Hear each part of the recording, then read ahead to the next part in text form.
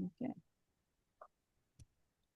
Hey, thanks, Julio, for having us. This is an opportunity for this project that Evandros and a couple other crew members, we've been working on this for almost a year now. So we're really excited to share with you what came of this. But this is the ACE project, the Analog Crew Education Project, and this came about during our training with the WBA that just finished up in October. So I'm going to go ahead and pass this over to Evandros. He'll kind of go over what ACE is, what we've been working on, and then I will share with you our observations from this project. Thank you very much, Domina. So thank you for the introduction. I'm gonna just jump straight into essentially what is ACE. So first of all, the acronym stands for Analog Crew Education. It's a project that it kind of connects in real time the analog space environment, so the analog astronauts that we're gonna have in the missions, with their classrooms and getting some hands-on interactive experiments, as well as this program and project being quite international, so connecting people while they're like students while they're in the class, let's say in the US, with habitats that they can be in Brazil or anywhere around the world. Some of the our main objectives of the project is to bring those educators into the analog experiences, educate them on how they can understand better about those environments and inspire also their students.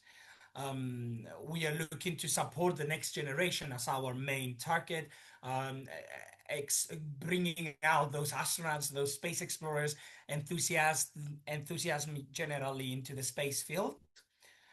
And of course, amplify their impact in the classroom of the educators and create a clear, inspiring path for the elementary students to follow a career into the space industry. Now, a few things about the WBA mission. As Domina said, we actually met each other while candidates, quite a few of us, we started kind of bringing the idea of Domina into life. We started thinking, oh, how can we bring that into WBA mission, which is kind of concluded. Now it's been 3 weeks ago almost. So the mission has been successful and completed with a lot of tests of the operations, of all the protocols that have been created to be tested simultaneously at the school level with the educators as well as with the analog astronauts inside the different habitats, the different 17 habitats across the world that they took part.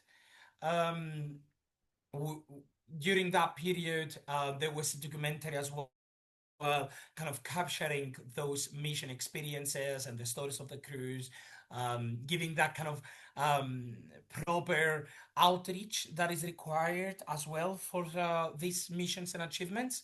And speaking about the scientific outreach as well, and the communication, the UN Office of Outer Space Affairs participation was very, very important, that it was there in the mission control room at the beginning of the WBA mission. And this is us. This is the team, the board.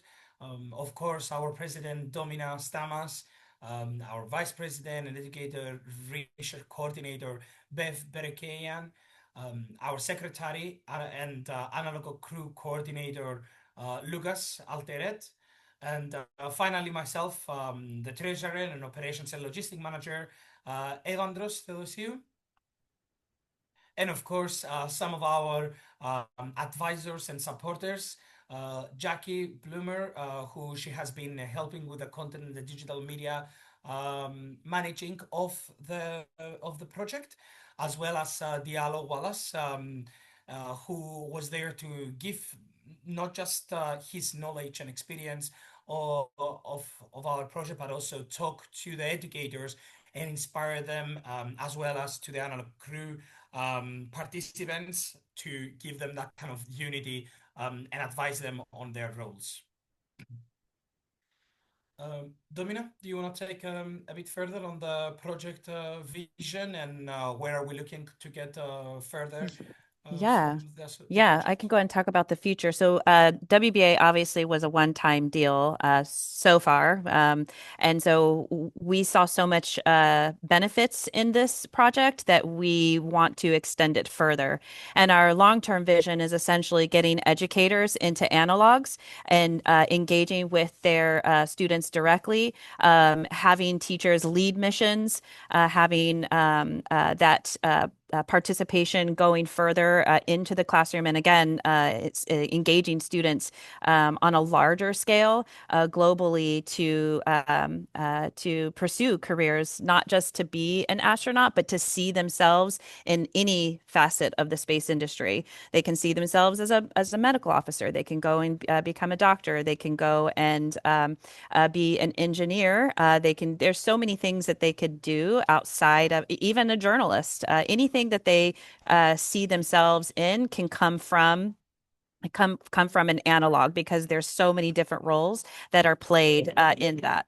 The bell is ringing, so give me two I'll pick that seconds. on that one. Okay, so that's where we are headed.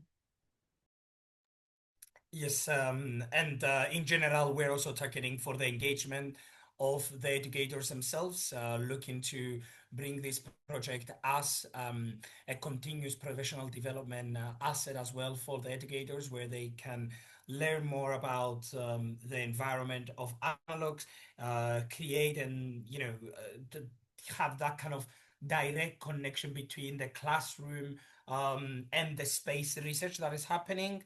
And this can only be happening by supporting the teachers in experiencing themselves some analog astronaut training, and that's kind of where we're looking to get this program. And of course, this has to be done through a sustainable program growth. Um, we're trying to build on a model where teachers are funded and supported to inspire their students through hands-on space science, in that kind of long-term scheme of having people supporting the missions, the analog crew educators going to the missions themselves, have their students perform the experiments, and then have that kind of cycle repeated. And then hopefully in the future, in a couple of years' time, we're gonna have those students being um, either educators in space themselves or generally space leaders that they can inspire the future. And here are some observations. I think Domina, you might want to get that one, or do you want me to get the Yeah, observations? I'm gonna take it. There's a huge transition between classes, and so it's pretty loud right now. Once they all start seeing that I'm in a meeting, they'll be quiet, right, guys? But all right, okay, so all right. Our preliminary observations, we noticed one that the experiments that they did, it was cool, but it was the actual activities that they were doing. You can see over here to the far right of the picture, that was sent to me from a teacher who's these students, they were analog astronauts for Halloween. They weren't astronauts for Halloween, they were analog astronauts for Halloween. So I thought that was really, really cool that that this group of students were inspired to become analog astronauts. Hold on one second. I am so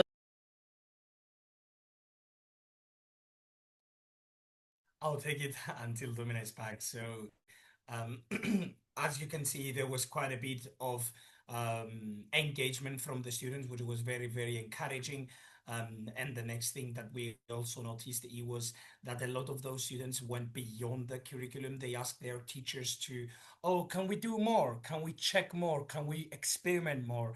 And that's really where the growth kind of starts for both for the educators, but also for the students themselves. And that was kind of touching also for us that, when we started this, we didn't realize that it would be that big of an impact, especially for the students.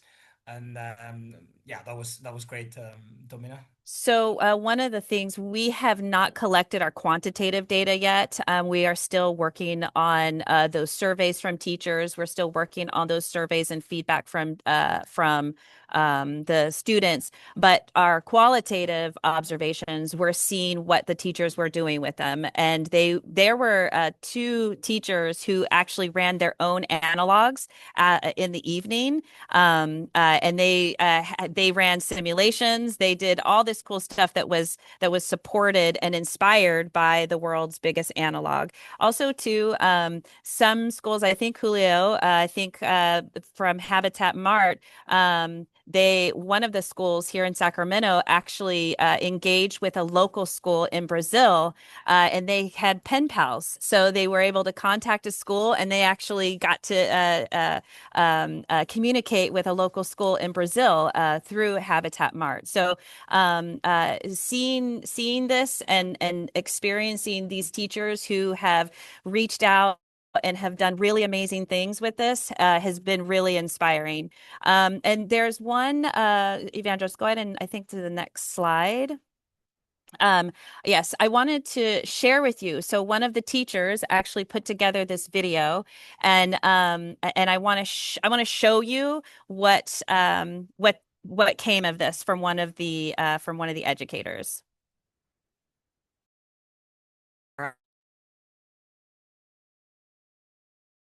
Evandros, I think you need to unmute your. So you cannot, can you hear the sound?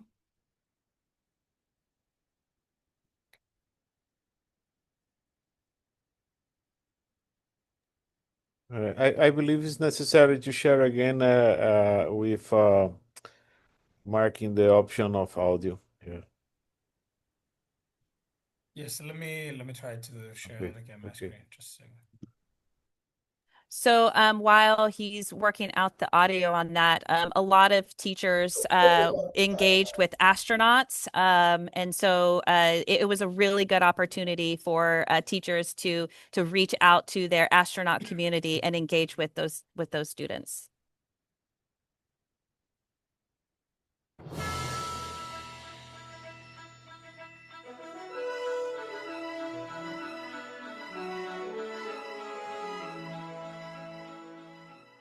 The job of an astronaut is to work thoroughly and efficiently, work as a team. So focus on your timeline, read forward on your mission, understand each set of procedures, get organized, and execute.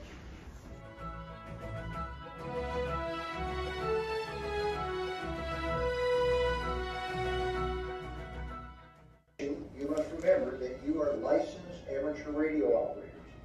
Even in an emergency, you still must use your call signs that were issued by the FCC.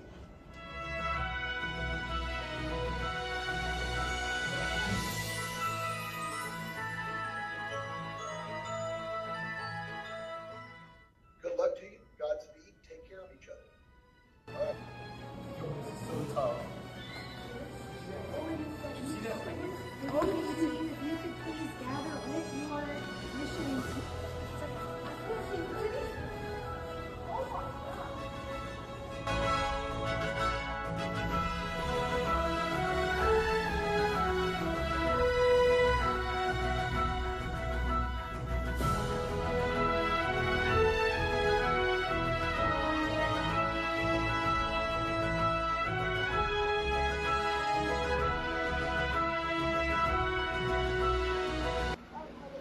Left or flickering? It's turning red. The light turned red. It is? Oh, the lights went out. Just test it. Lights are out? Lights are out. Oh, Lights wait, are they're flickering. back.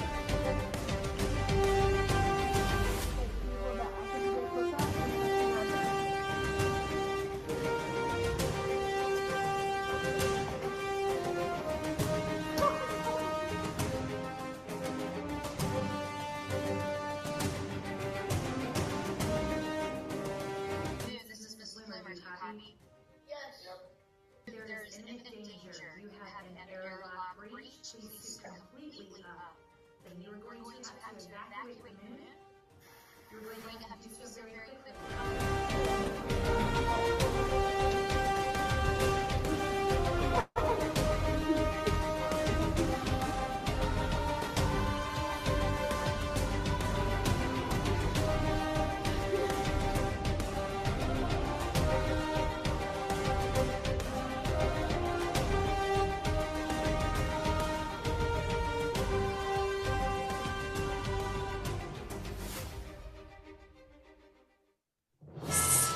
So, anyway, that is just a little piece of what the WBA brought to some students around the world. Again, we're still getting videos and we're getting all kinds of pictures and feedback from teachers around the world. And I wish that we had more to share with you, but we are hoping that the Analog Career Education Project will go beyond the WBA and get more teachers in analogs and more students interested in their place in space through analogs.